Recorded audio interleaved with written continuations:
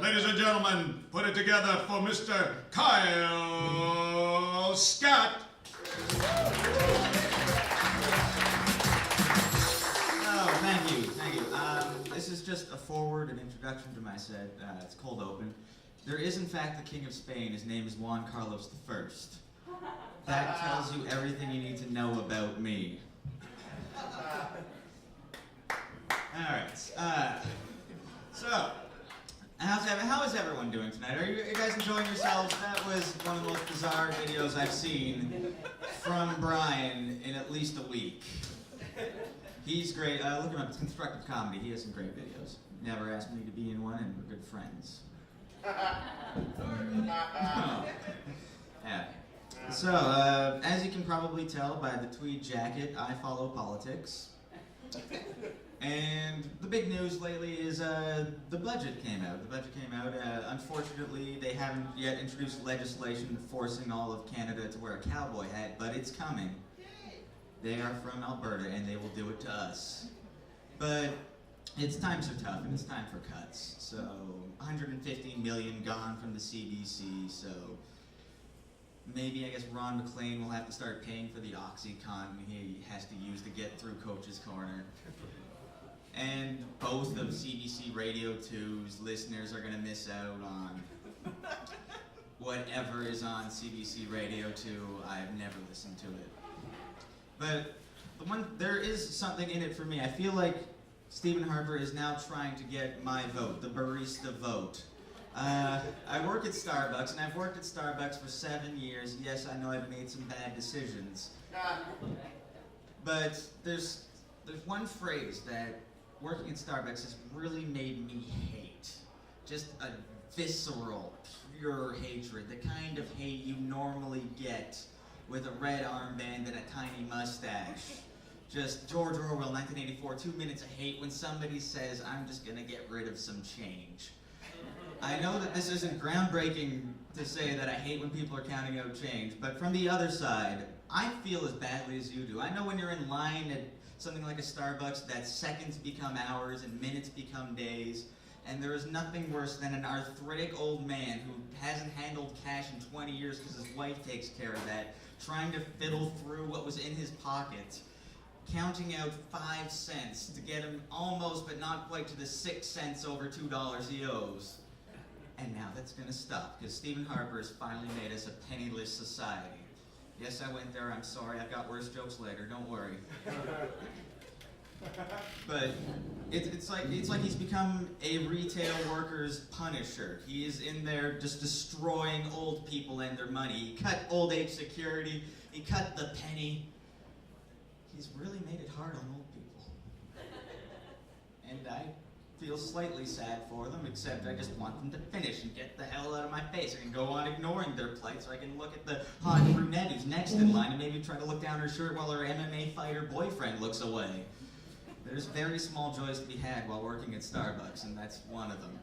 I think if you killed me tomorrow and somehow there turned out to be a heaven and I go up there and before St. Peter sends me with my granola on the nature trail to hell for all the blasphemy I've committed and sodomy,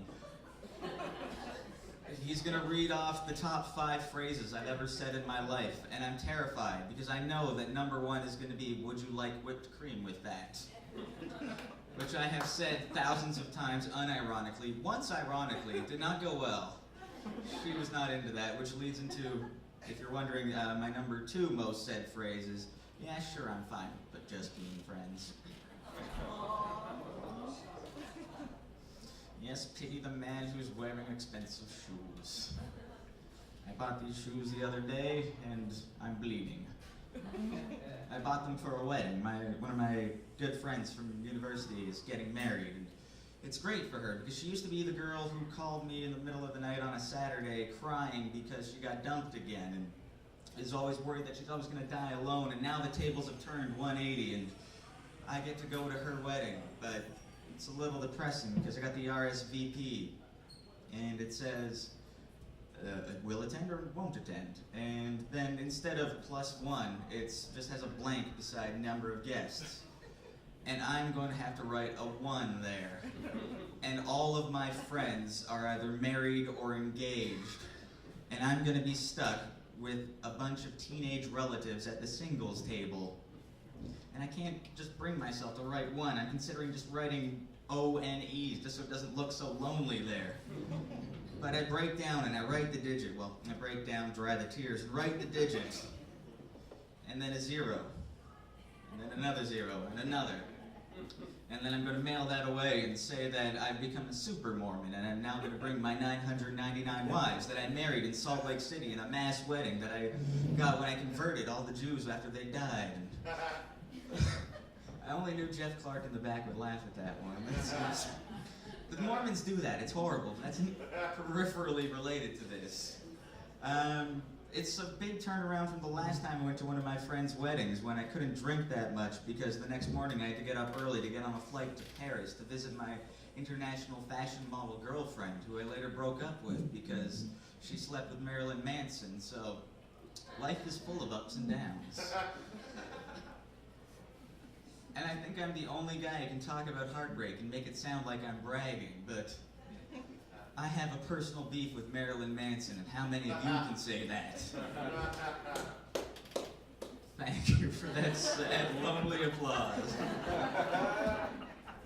Maybe people aren't joining in, but I'm going to do it anyway.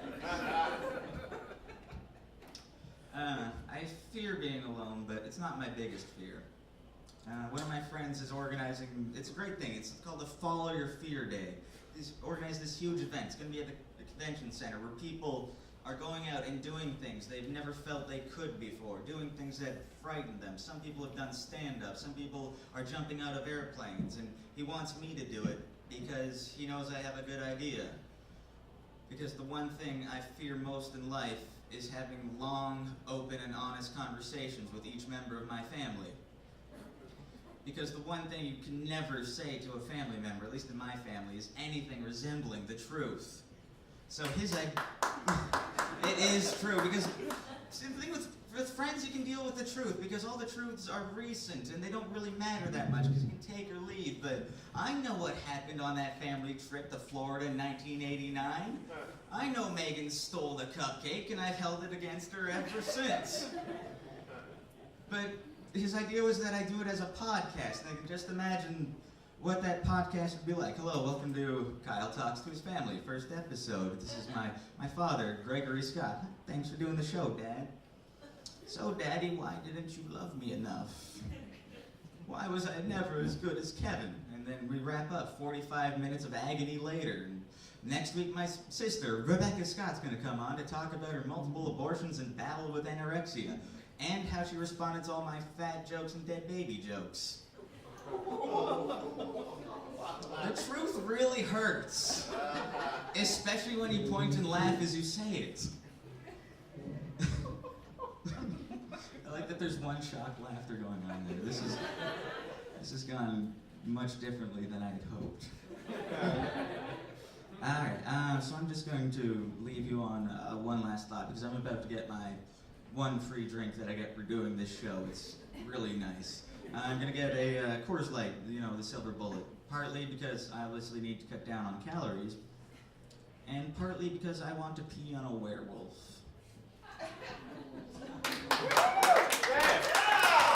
Thank you. Ladies and gentlemen, Mr. Kyle Scott.